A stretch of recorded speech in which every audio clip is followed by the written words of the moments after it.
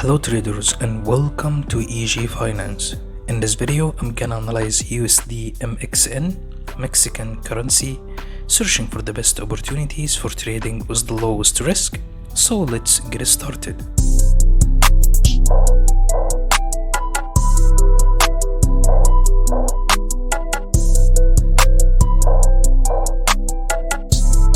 Right now we are in the monthly time frame. As we see, we are in a clear strong uptrend because I see higher highs and higher lows. So from now we are searching for buying opportunities more than selling opportunities. And in fact, on the monthly time frame we are testing a quite strong support level. So this is too risky right now searching for selling opportunities.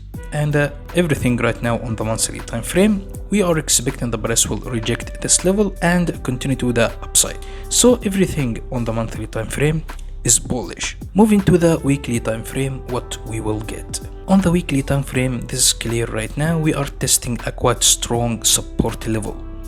And this is too risky right now searching for selling opportunities. If we draw this trend, we will find the price created a descending triangle. And this is too easy if the price break the support level and break it to the downside. So this is the descending triangle, and this is too easy for the price break the support level and continue to the downside. But this is too risky right now searching for selling opportunities. Moving to the daily chart, what we will get. On the daily time frame, the price created this harmonic pattern. And here on EG Finance, we make it simple for you. And we call this pattern M formation. So at first, what we are expecting after the creation of M formation, we are expecting the price will backtest the previous support and turn it into resistance.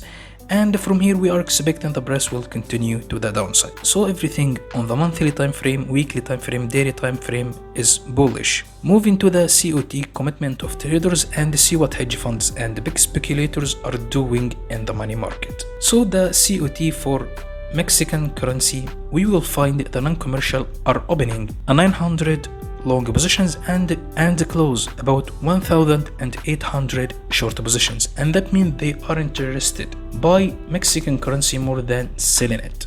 But overall, for the Mexican currency, we will find the net positions are decreasing from 23,000 net positions to 17,000 net positions, and that makes the currency weaker. So what we should do right now, we should wait for a clear price action here in this level, turning the price from bearish to bullish, and if the price do this, we will enter buy trade on USDmxn. But what is the target after the creation of information?